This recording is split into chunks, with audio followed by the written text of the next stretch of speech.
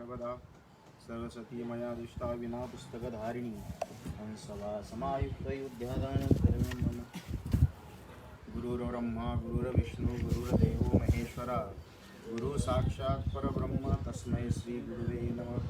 राम रामेति रामेति रमे रामे मनोरमे सहस्रनाम तत्तुल्यं राम नामे वरानने मनोजवं मारुततुल्य वेगं जितेन्द्रियं बुद्धिमतां वरिष्ठं वातात्मजं वानरयूतं मुख्यं श्रीरामदूतं शरणं प्रपद्ये।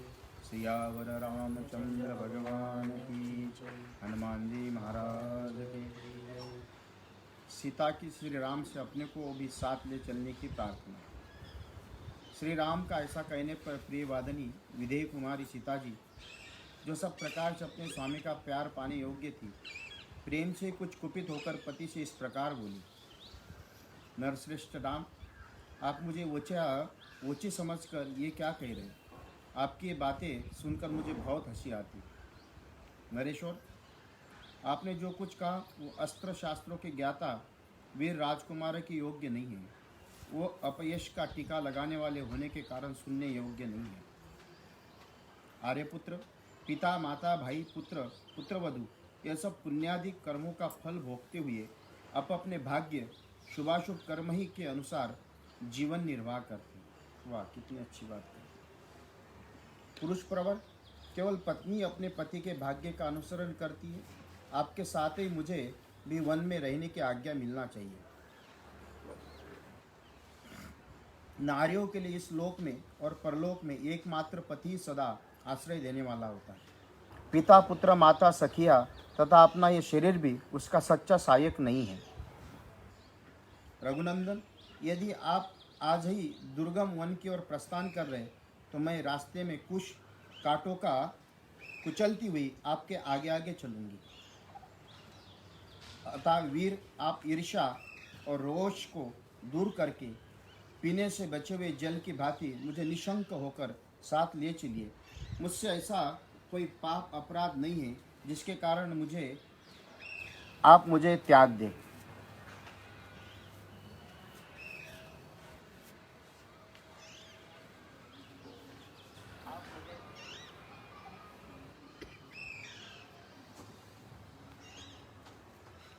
ऊंचे ऊंचे महलों में रहना, विमानों पर चढ़कर घूमना, अनिमा आदि सिद्धियों द्वारा आकाश में विचरण, इन सब की अपेक्षा स्त्री के लिए सभी अवस्था में पति के चरणों की छाया में रहना विशेष महत्व रखा गया। मुझे किसके साथ कैसा बर्ताव करना चाहिए, इस विषय में मेरी माता और पिता ने मुझे अनेक प्रकार की शिक्षा दी। इस समय इसके विषय में मुझे कोई उपदेश देने की आवश्यकता नहीं है। अतः नाना प्रकार के वन्य पशुओं से व्याप्त, सिंह व्याघ्रों से सेवित उस निर्लज्ज एवं दुर्गम वन में मैं अवश्य चलूंगी। मैं तो जैसे अपने पिता के घर में रहती थी, उसी प्रकार उस वन में भी सुखपूर्वक निवास करूंगी। वहाँ तीनों लोगों के ऐश्वर्य की भी कुछ न समझती हुई मैं सदा पतिव्रता धर्म का चिंतन करती हुई आपकी सेवा में लगी रहूंगी। वीर, नियम पूर्वक रहकर ब्रह्मचर्य व्रत का पालन करूंगी। सदा आपकी सेवा में तत्पर रहकर आप ही के साथ मीठी मीठी सुगंध से भरे हुए वनों में विचरण करूंगी। दूसरों का मान देने वाले राम, आप तो वन में रहकर दूसरे लोगों की भी रक्षा कर सकते, फिर मेरी रक्षा करना आपके लिए कौन सी बड़ी बात है? महाभाग, अतः मैं आपके साथ अवश्य चलूंगी, इसमें संशय नहीं। मैं हर तरह चलने को तैयार हूँ। मुझे किसी तरह से भी रोका नहीं जा सकता। वहाँ चलकर भी मैं आपको कोई कष्ट नहीं दूंगी। सदा आपके साथ रहूंगी और प्रतिदिन फलमूल खाकर निर्वाह करूंगी। मेरे इस कथन में किसी प्रकार से संदेह के लिए स्थान नहीं है। आपके आगे आगे चलूंगी और आपका भोजन कर लेने पर जो कुछ बचेगा उसे ही खाकर रहूंगी। मेरी बड़ी इच्छा है कि मैं आप बुद्धिमान प्राणनाथ के साथ निर्भय हो वन में सर्वत्र घूमकर पर्वतों के छोटे तालाब और सरोवरों को देखूं। आप मेरे वीर स्वामी हैं।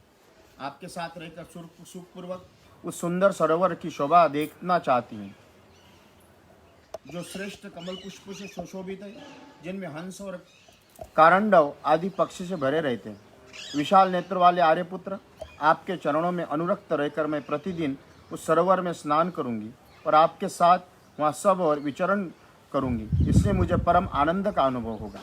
इस सैकड़ों या हजारों वर्ष तक भी यदि आपके साथ रहने का सौभाग्य मिले तो मुझे कभी कष्ट का अनुभव नहीं होगा।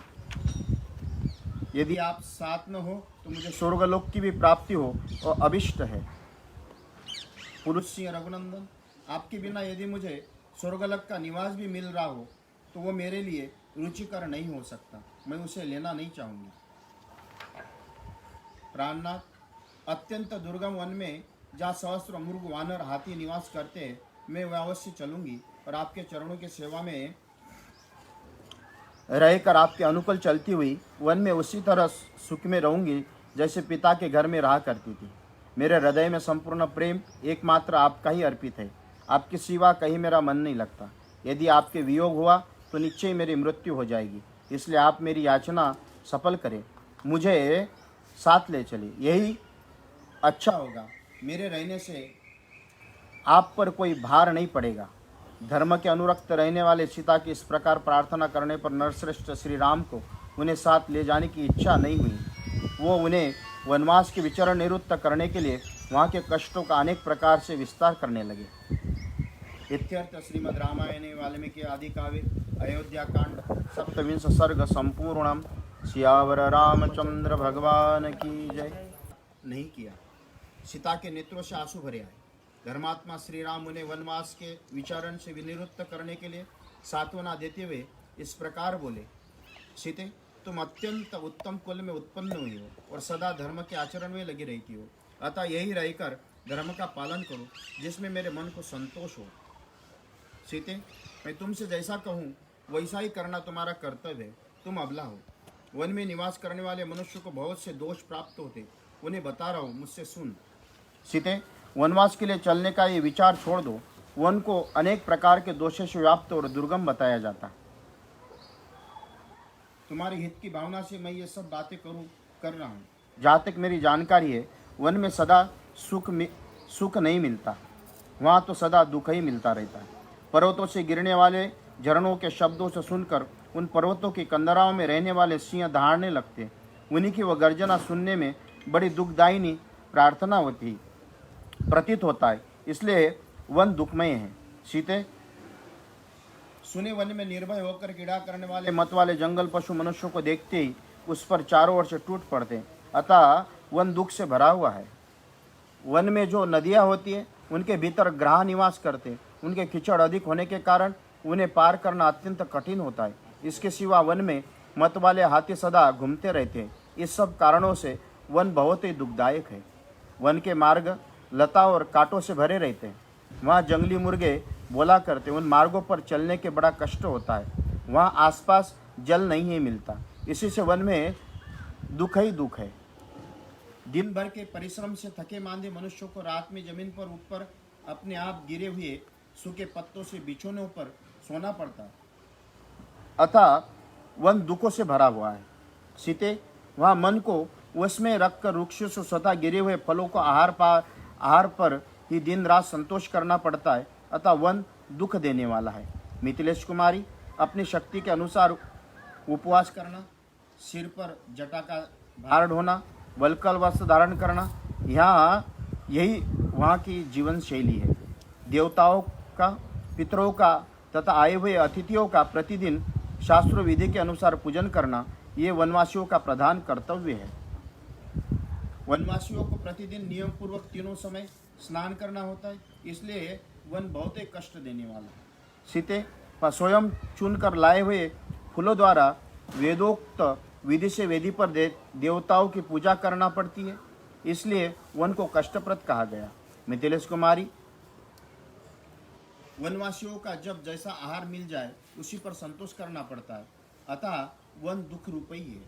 वन में प्रचंड आंधी, घोर अंधकार, प्रतिदिन भूख का कष्ट और भी बड़े बड़े भय प्राप्त होते हैं। अत्यंत कष्टप्रद है। भामिनी, वहाँ बहुत पहाड़ी सर्प अनेक प्रकार के रूप वाले होते हैं। दर्प बस 20 रास्ते में विचरते रहते हैं। अतः अत्यंत कष्टदायक है।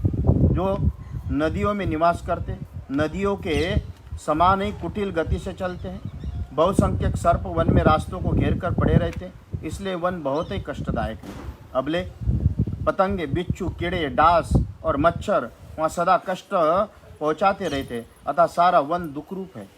भामी ने, वन में कांटेदार वृक्ष, कुश, कास होते हैं, शाखाओं के अग्रभाग और फैले हुए होते हैं, इसलिए वन विशेष कष्टदायक होता।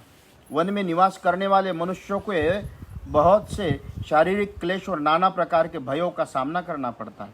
क्लेश और नाना प्रकार के भयों का सामना करना पड़ता है, अतः वन सदा ही दुखरूप है। वहाँ क्रोध लोभ को त्याग देता है, तपस्या से मन लगा पड़ा रहता है।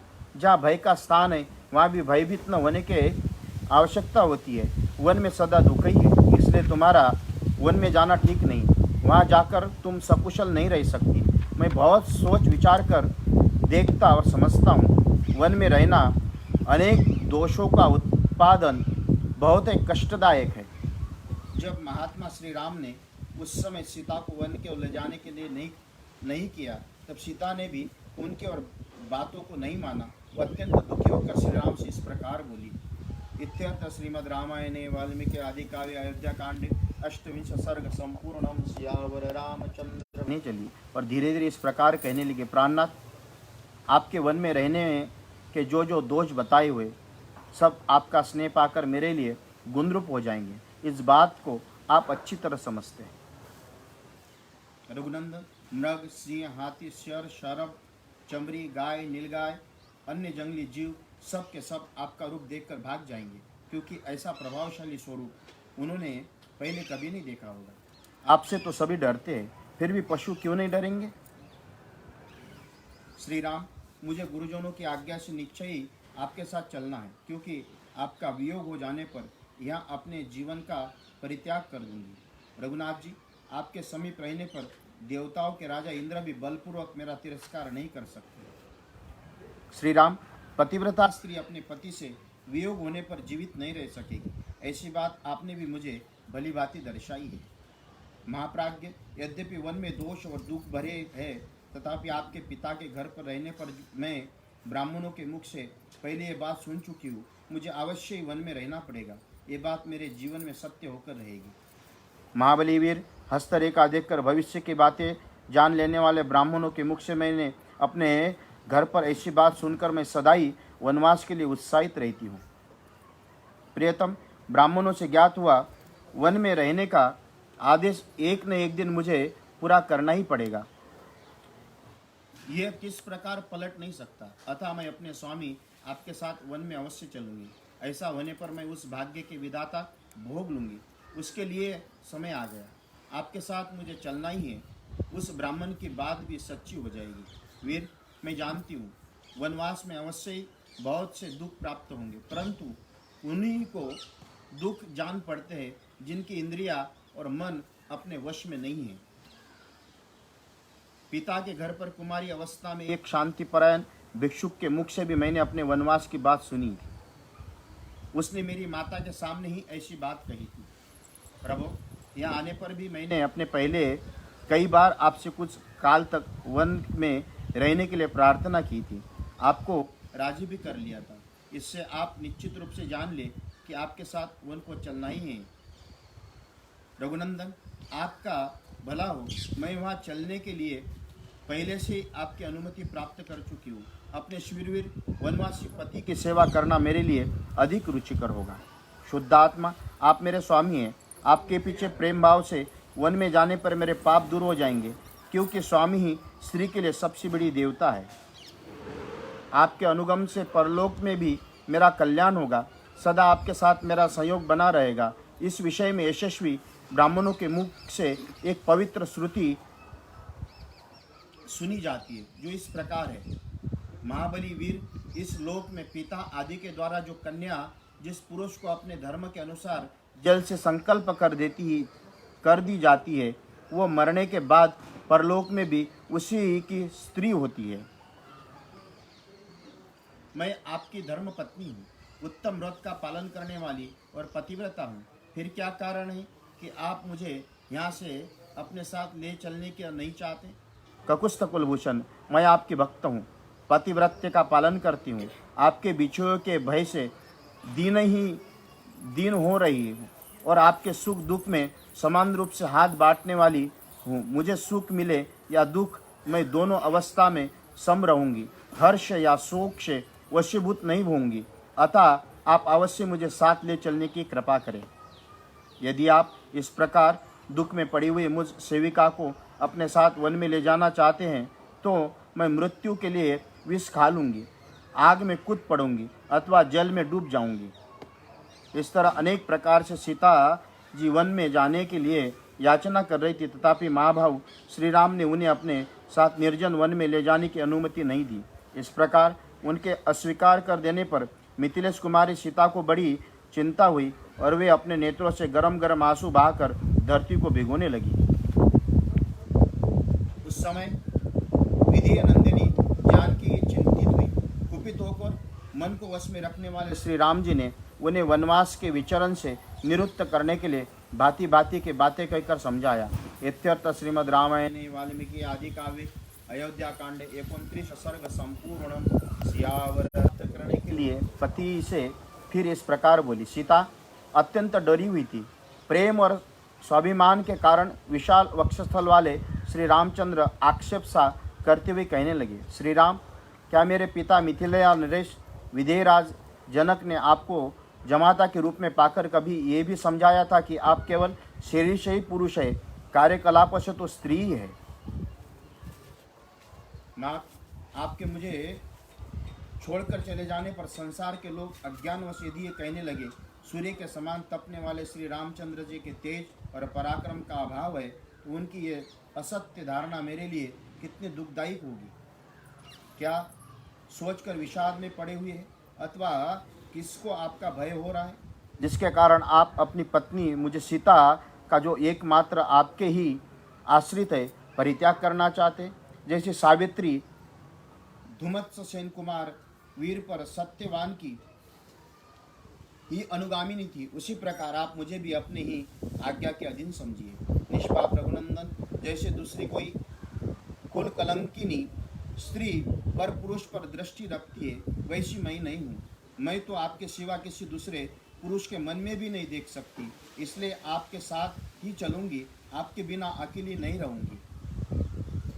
श्री राम, आपका कुमार अवस्था ही आपके साथ विवाह हुआ है, जो चिरकाल तक आपके साथ रह चुकी हूँ, उसी मुझ अपनी सती साध्वी पत्नी का आप औरतों की कमाई खाने वाले नट की भांति दूसरों के हाथ से सौंपना चाहते हो।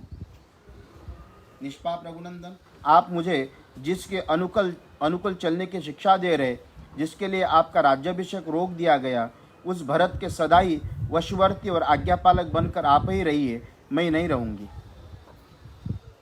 इसलिए आपका मुझे अपने साथ लिए बिना वन की ओर प्रस्थान करना उचित नहीं है। यदि तपस्या करनी हो, वन में रहना हो, स्वर्ग में जाना हो, सभी जगह में आपके साथ रहना चाहूँगी। जैसे बगीचे में घूमते हुए पलंग पर सोने के कोई कष्ट नहीं होता, उसी प्रकार आपके पीछे पीछे वन के मार्ग पर चलने में भी मुझे कोई परिश्रम नहीं जान पड़ता। रास्ते में जो कुश, कास, सरकंडे, सीके, कांटेदार वृक्ष मिलेंगे, उनका स्पर्श मुझे आपके साथ रहने से रूई और मृग चर्म के समान सुखद प्रतीत होता है। प्राणवल्लभ, प्रचंड आंधी से उड़कर मेरे शरीर पर जो धूल पड़ेगी, मैं उसे उत्तम चंदन के समान समझूंगी। जब वन के भीतर रहूंगी तब आपके साथ घासों पर भी सो लूंगी। रंग बिरंगे कालीनों और मुलायम बिछौनों से युक्त पलंगों पर क्या उसी से अधिक सुख हो सकता है? आप अपने हाथ से लाकर थोड़ा सा बहुत फल या मूल पत्ता जो भी देंगे, वही मेरे लिए अमृत रस के समान है। ऋतु के अनुकूल जो भी फल फूल प्राप्त होंगे, उन्हें खाकर रहूंगी और माता पिता अथवा महलों को कभी याद नहीं करूंगी। माँ रहते समय मेरा कोई प्रतिकूल व्यवहार आप नहीं देख सकेंगे। मेरे लिए आपको कोई कष्ट नहीं उठाना पड़ेगा।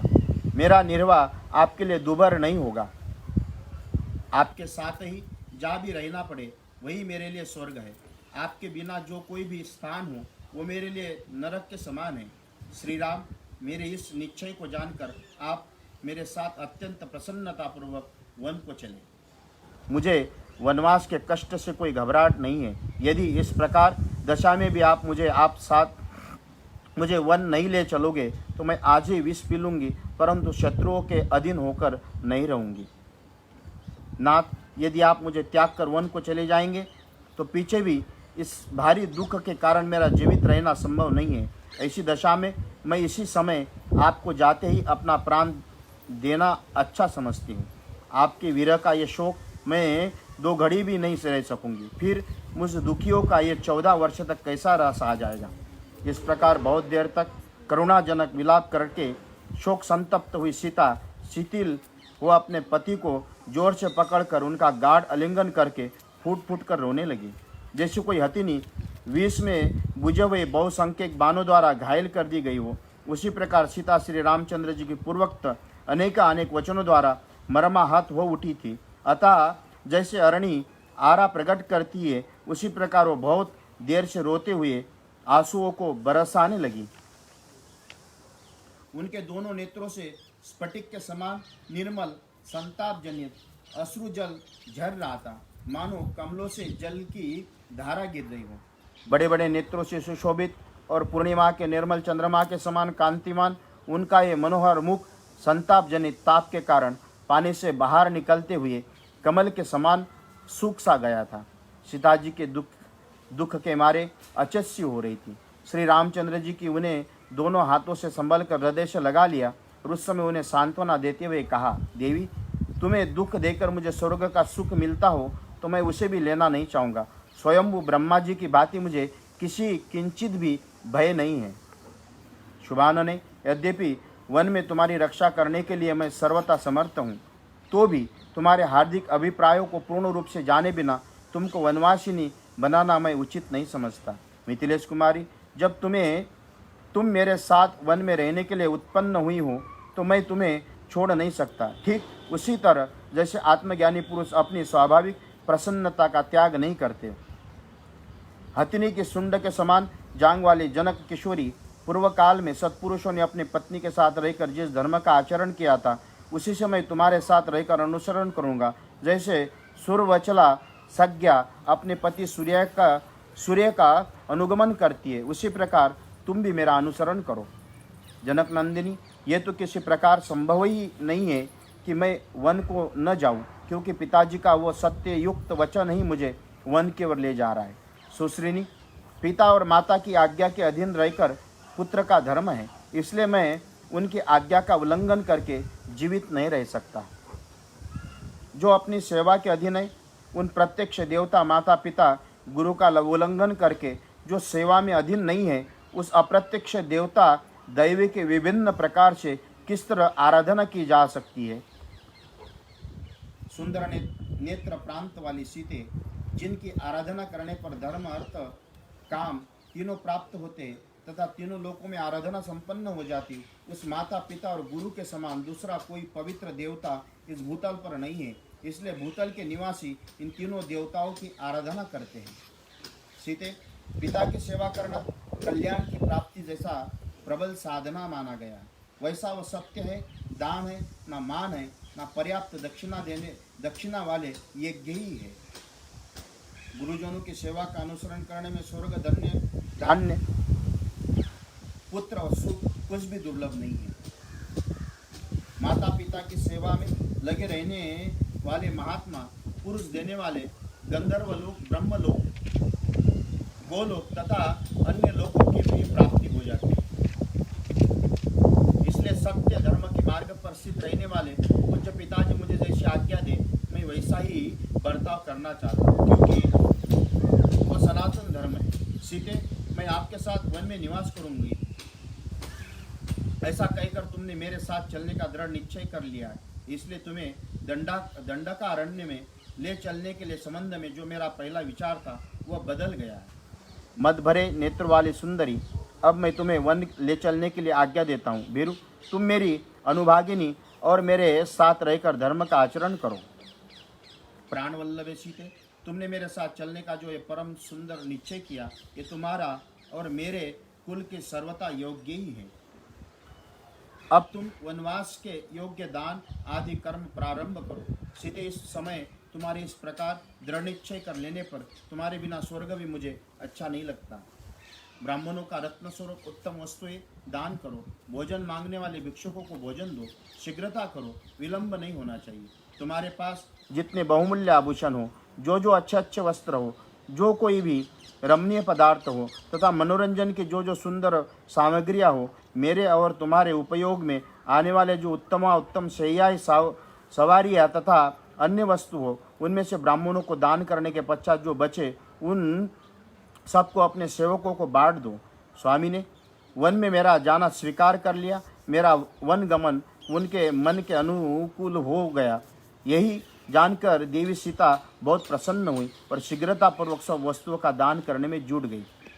तदनंतर अपना मनोरथ पूर्ण हो जाने से अत्यंत हर्ष में भरी हुई यशस्विनी एवं मनस्विनी सीता देवी स्वामी के आदेश पर विचार करने के धर्मात्मा ब्राह्मणों को धन और रत्नों का दान करने के लिए उद्यत हो गए। इत्यर्थ श्रीमद् रामायणे वाल्मीकि आदि काव्य अयोध्या कांडे त्रिशंस सर्ग संपूर्णम सियावर रामचंद्र। भाई के विरह का शोक अब उनके लिए भी असह्य हो उठा।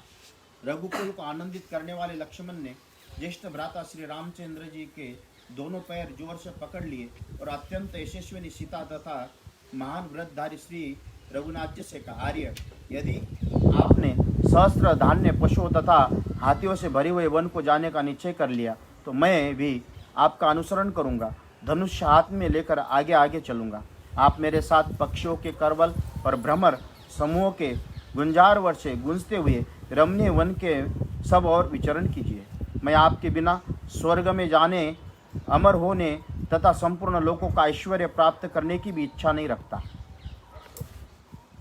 वनवास के लिए निश्चित विचार करके ऐसी बात करने वाले सुमित्रा कुमार लक्ष्मण को रामचंद्र जी ने बहुत से सांत्वनापूर्ण वचन समझाकर वन में चलने से मना किया।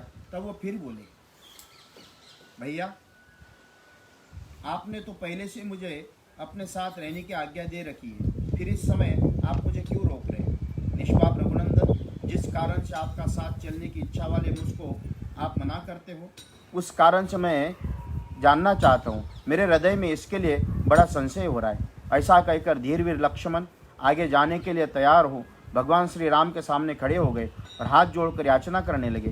तब महातेजस्वी श्री राम ने उनसे कहा, लक्ष्मण, तुम मेरे स्नेह, धर्मपरायण, धीरवीर तथा सदा सन्मार्ग में स्थित रहने वाले हो, मुझे प्राणों के समान प्रिय हो तथा मेरे वश में रहने वाले आज्ञा पालक और सखा हो। सुमित्रानंद, यदि आज मेरे साथ तुम भी वन में चल दोगे तो परम यशस्वी माता कौशल्या और सुमित्रा की सेवा कौन करेगा? जैसे मेघ पृथ्वी पर जल की वर्षा करता है, उसी प्रकार जो सबकी कामनाएं पूर्ण करते वो महातेजस्वी महाराज दशरथ अब कैकेयी के प्रेम पास में बन गए। कैकेयी राज अश्वपति की पुत्री कैकेयी महाराज के इस राज्य को पाकर मेरे वियोग के दुख में डूबी हुई अपनी सौत के साथ अच्छा बर्ताव नहीं करेगी। भरत भी राज्य पाकर कैकेयी के अधीन रहने के कारण दुखिया कौशल्या और सुमित्रा भरण पोषण नहीं करेंगे। अतः सुमित्रा कुमार, तुम यहाँ अभी ये रहकर अपने प्रयत्नों से अथवा राजा की कृपा प्राप्त करके माता कौशल्या का पालन करो। मेरे बताए हुए प्रयोजन को ही सिद्ध करो। ऐसा करने से मेरे प्रति जो तुम्हारी भक्ति है वो भी भलीभांति प्रकट हो जाएगी तथा धर्मज्ञ गुरुजनों की पूजा करने से भी जो अनुरूप वो महान धर्म होता है वो भी तुम्हें प्राप्त हो जाएगा। रघुकुल के आनंदित करने वाले सुमित्रा कुमार, तुम मेरे लिए ऐसे ही करो जो हम लोगों से बिछुड़ी हुई हमारी माँ को कभी सुख नहीं होगा, वो सदा हमारी चिंता में डूबी रहेगी। श्री राम का ऐसा कहने पर बातचीत में मर्मज्ञ समझने वाले लक्ष्मण ने उस समय बात का तात्पर्य समझाने वाले श्री राम को मधुर वाणी में उत्तर दिया, वीर, आपका ही तेज प्रभाव भरत, माता कौशल्या और सुमित्रा दोनों का पवित्र भाव से पूजन करेंगे, इसमें संशय नहीं। वीर, इस उत्तम राज्य को पाकर यदि भरत बुरे रास्ते पर चलेंगे और दूषित हृदय विशेषता घमंड के कारण माताओं की रक्षा नहीं करेंगे तो मैं उन दुर्बुद्धि और क्रूर भरत का तथा उसके पक्ष का समर्थन करने वाले उन सब लोगों का वध कर डालूंगा, इसमें संशय नहीं। यदि सारी त्रिलोक की उनकी पक्ष करने लगे तो मैं उसे अपने ही प्राणों का हाथ धोना पड़ेगा, परंतु बड़ी माता कौशल्या तो स्वयं ही मेरे जैसे सहस्त्रों मनुष्य का भी भरण कर सकती है, क्योंकि उन्हें अपने आश्रितों का पालन करने के लिए एक सहस्त्र गांव मिले हुए हैं। इसलिए वो मनस्विनी कौशल्या स्वयं ही अपना मेरे माता का तथा मेरे जैसे भी और भी बहुत से मनुष्य का भरण पोषण करने में समर्थ है। अतः आप मुझको अपना अनुगामी बना लीजिए, इसमें कोई धर्म की हानि नहीं होती। मैं कृतार्थ हो जाऊंगा तथा आपका भी प्रयोजन मेरे द्वारा सिद्ध करेगा। प्रत्यंचा सहित धनुष्य लेकर खंती और पिटारी के लिए आपको रास्ता दिखाता हुआ आपके आगे आगे चलूंगा। प्रतिदिन आपके लिए फल मूल लाऊंगा। तपस्वी जनों के लिए वन में मिलने वाले तथा अनन्य हवन सामग्री जुटाता रहूंगा। आप विदेही कुमारी के साथ पर्वत शिखरों पर भ्रमण करेंगे। वह आप जानते हो या जागते हो या सोते हैं, हर समय आपके सभी अवश्य कार्य पूर्ण करूंगा। लक्ष्मण की इस बात को श्री रामचंद्र जी बड़ी प्रसन्नता हुई और उन्होंने कहा, सुमित्रानंदन, आओ माता आदि सभी सूर्योदयों से मिलकर अपनी वन यात्रा के विषय में पूछ लो, उनकी आज्ञा एवं अनुमति ले लो। लक्ष्मण राजा जनक के महान यज्ञ में स्वयं महात्मा वरुण ने उन्हें जो देखने में भयंकर जो दिव्य धनुष्य दिए थे, साथ ही वो जो दो दिव्य अभेद्य कवच अक्षय बाणों से भरे हुए थे, तरकस तथा सूर्य की भांति निर्मल दीप्ति से दमकते हुए जो स्वर्ण भूषित खड़ग प्रदान किए थे, सभी दिव्यास्त्र मिथिला नरेश मुझे दहेज में दिए थे, उन सबको आचार्य देव के घर में सत्कार पूर्वक रखा गया। तुम सारे आयुधों को लेकर शीघ्र लौट आओ। आज्ञा पाकर लक्ष्मण जी गए। सरज जनों की अनुमति लेकर वनवास के लिए निश्चित रूप से तैयार हो इक्ष्वाकुल के गुरु वशिष्ठ जी के यहाँ गए। वहाँ से उन्होंने उन उत्तम आयुधों को ले आए। क्षत्रिय शिरोमणि सुमित्रा कुमार लक्ष्मण ने सत्कार पूर्वक रखे हुए माल्य विभूषित समस्त दिव्य आभूषणों को लाकर उन्हें श्री राम को दिखाया। तब मनोवश श्री राम वहाँ आए और लक्ष्मण से प्रसन्न होकर कहा, सौम्य लक्ष्मण, तुम ठीक समय पर आ गए हो। इसी समय तुम्हारा आना मुझे अभिष्ट था। शत्रुओं को संताप देने वाले वीर, मेरा जो ये धन है, इसे तुम्हारे साथ रहकर तपस्वी ब्राह्मणों को बांटना चाहता हूँ। गुरुजनों के प्रति श्रद्धा भक्तिभाव से युक्त जो श्रेष्ठ ब्राह्मण यहाँ मेरे पास रहते, उनका तथा समस्त आश्रित जनों को भी मुझे ये धन बांटना है। वशिष्ठ जी के पुत्र जो ब्राह्मणों में श्रेष्ठ आर्य सुयज्ञ, उन्हें तुम शीघ्र ही यहाँ बुला लाओ। इन सब का तथा और ब्राह्मण शेष रह गए, उनका भी सत्कार करके वन को जाऊंगा। इत्यर्थ श्रीमद् रामायणे वाल्मीकि आदि काव्ये अयोध्या कांडे 31 सर्ग संपूर्ण। सुयज्ञ के घर में प्रवेश किया। उस समय विप्रवर शिवयज्ञ अग्निशाला में बैठे हुए लक्ष्मण ने उन्हें प्रणाम करके कहा, सके दुष्कर कर्म करने वाले श्री रामचंद्र जी घर पर आओ और उनका कार्य देखो। सुयज्ञ के मध्याह्न काल की संध्या उपासना पूरी करके लक्ष्मण के साथ जाकर श्री राम के रमणीय वन भवन में प्रवेश किया, जो लक्ष्मी से संपन्न था। होम काल में पूजित अग्नि के समान तेजस्वी वेदवत्ता सुयज्ञ आए। सीता से श्री राम ने हाथ जोड़कर उनकी अगवानी की। तत्पश्चात ककुस्थ कुलभूषण श्री राम ने सोने के बने हुए श्रेष्ठ अंगदों, सुंदर कुंडलों, सुवर्ण में सूत्र में पिरोए हुए मणिये, केवरे, वलय, अन्य बहुत से रत्नों द्वारा उनका पूजन किया। इसके बाद सीता की प्रेरणा से श्री राम ने सुयज्ञ से कहा, सौम्य, तुम्हारी पत्नी की सखी सीता तुम्हें अपना हार, सुवर्ण सूत्र और करधनी देना चाहती है। इस वस्तु को अपनी पत्नी के लिए ले जाओ।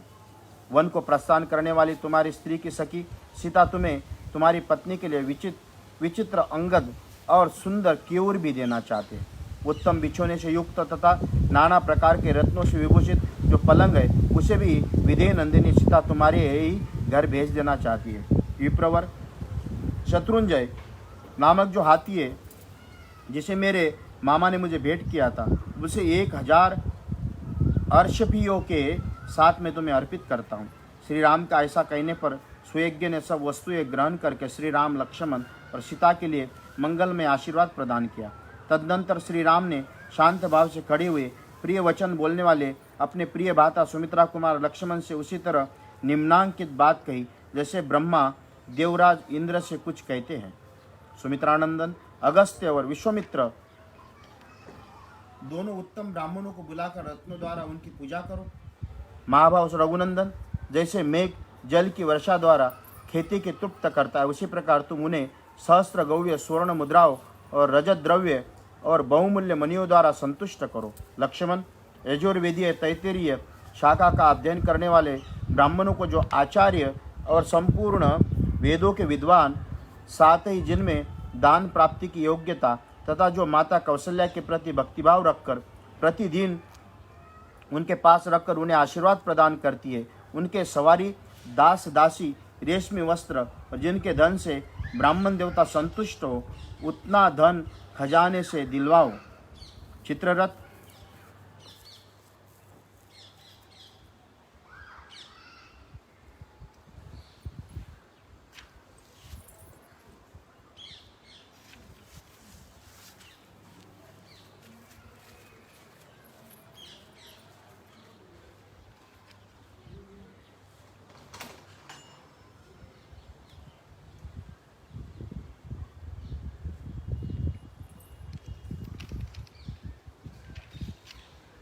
बहुमूल्य रत्न देकर साथ ही उत्तम श्रेणी के आदि पशु और सहस्त्र गव्य अर्पित करने पर संतोष प्रदान करो। मुझे संबंध रखने वाले जो कट शाखा, कलाप शाखा के अध्यय बहुत से दंडधारी ब्रह्मचारी व सदा स्वाध्याय में संलग्न रहते, कारण दूसरा कोई भी कार्य नहीं पाते। भिक्षु मांगने वाली आलसी परंतु स्वादिष्ट अन्न खाने की इच्छा रखते महान पुरुष भी उनका सम्मान करते। उनके लिए रत्नों से बोझ से लदे हुए 80 ऊँट, अगहन की चावल ढार ढोने वाले 1 सहस्त्र बैल, भद्रक नामक धान्य विशेष का भार लिए हुए 200 बैल भी दिलवाओ। सुमित्रा कुमार, उपयुक्त वस्तुओं के सिवा उनके लिए दही घी व्यंजन निमित्त 1 सहस्त्र गव्य भी हकवा दो। माता कौशल्या के पास मेकलधारी ब्रह्मचारियों का बहुत बड़ा समुदाय आया है, उनमें से प्रत्येक को 1,000 स्वर्ण मुद्राएं दिलवा दो। लक्ष्मण, उस समस्त ब्रह्मचारी ब्राह्मणों को मेरे द्वारा दिलाई हुई दक्षिणा देकर जिस प्रकार मेरी माता कौशल्या आनंदित हो उठे, उसी प्रकार तुम उस सबकी सब प्रकार से पूजा करो। इस प्रकार आज्ञा प्राप्त होने पर पुरुष श्री लक्ष्मण ने स्वयं एक कुबेर की भांति श्री राम के कथनानुसार उन श्रेष्ठ ब्राह्मणों को उस धन का दान दिया। इसके बाद वहाँ खड़ी हुई अपने आश्रित सेवकों को, जिनका गला आंसुओं से रुंधा हुआ था, बुलाकर श्री राम ने उनमें से एक एक को 14 वर्ष तक जीवित चलाने योग्य बहुत सा द्रव्य प्रदान किया। उन सब ने कहा कि जब तक मैं वन से लौट कर ना आऊँ तब तक तुम लोग लक्ष्मण और मेरे इस घर को कभी सुना न करना। वो सब सेवक के श्री राम के वनगमन से बहुत दुखी थे। उनके उपयुक्त बात कहने पर श्री राम अपने धनाध्यक्ष खजांची से बोले, खजानों में मेरा जितना धन है वह सब ही ले आओ। ये सुनकर सभी सेवक उनका धन ढो कर ले आने लगे। वहाँ धन की बहुत सी बड़ी राशि एकत्रित हुई दिखाई देने लगी, जो देखने ही योग्य थी। तब लक्ष्मण सहित पुरुष श्री राम ने बालक और बूढ़े ब्राह्मण तथा दीन दुखियों से वह सारा धन बंटवा दिया। उन दिनों वहाँ अयोध्या के आसपास वन में त्रिजट नाम वाले एक गर्ग गोत्रीय ब्राह्मण रहते थे। उनके पास जीविका का कोई साधन नहीं था, इसलिए उपवास आदि के कारण उनके शरीर का रंग पीला पड़ गया था। वो सदा फाल कुदाल हल लिए वन लिए फल मूल की तलाश में घुमा करते थे और स्वयं तो बूढ़े हो चले, परंतु उनकी पत्नी भी तरुणी थी। उनके छोटे बच्चों को लेकर ब्राह्मण देवता से ये बात कही, प्राणनाथ, यद्यपि स्त्रियों के लिए पति ही देवता है, अतः मुझे आपको आदेश देने का कोई अधिकार नहीं है, तथापि मैं आपकी भक्त हूँ, इसलिए विनयपूर्वक अनुरोध करती हूँ कि आप ये फाल और कुदाल फेंक कर मेरा कहना कीजिए, धर्मज्ञ श्री रामचंद्र जी से मिलिए। यदि आप ऐसा करें तो वह अवश्य कुछ पा जाएंगे। पत्नी की बात सुनकर ब्राह्मण एक फटी धोती जिसमें मुश्किल से शरीर ढका था पहनकर उस मार्ग पर चल दिए जहाँ रामचंद्र जी का महल था। भृगु आदि अंगीकार के समान तेजस्वी त्रिजट जन समुदाय के बीच में होकर श्री राम भवन की 5वीं ड्योढ़ी तक चले गए, परंतु उनके लिए किसी ने रोका टोका नहीं। उस समय श्री राम के पास पहुंचकर त्रिजट ने कहा कि महाबली राजकुमार, मैं निर्धन हूँ, मेरे बहुत से पुत्र हैं, जीविका नष्ट हो जाने के सदा वन में ही रहता हूँ, आप मुझ पर कृपा दृष्टि कीजिए। तब श्री राम ने विनोद पूर्वक कहा, ब्राह्मण, मेरे पास असंख्य गौएं है, इनमें से एक सहस्त्र का भी मैंने अभी तक किसी को दान नहीं किया। आप अपना डंडा जितनी दूर तक फेंक सकेंगे वहाँ तक की सारी गौएं आपको मिल जाएगी। ये सुनकर उन्होंने बड़ा तेजी के साथ धोती के पल्ले के से और से कमर से लपटे हुए और अपनी सारी शक्ति लगाकर डंडे को वेग से घुमाकर फेंका। ब्राह्मणों के हाथ से छूटा हुआ वो डंडा सरियों के उस पार जाकर हजारों गौए को भरे हुए गोष्ठ से एक सांड के पास गिर पड़ा। धर्मात्मा श्री राम ने त्रिजट से छाती से लगा लिया और वह सरियों के लेकर उस पार गिरे हुए डंडे के स्थान तक जितनी गौएं थे उन सबको मंगवा कर त्रिजट के आश्रम पर भिजवा दी।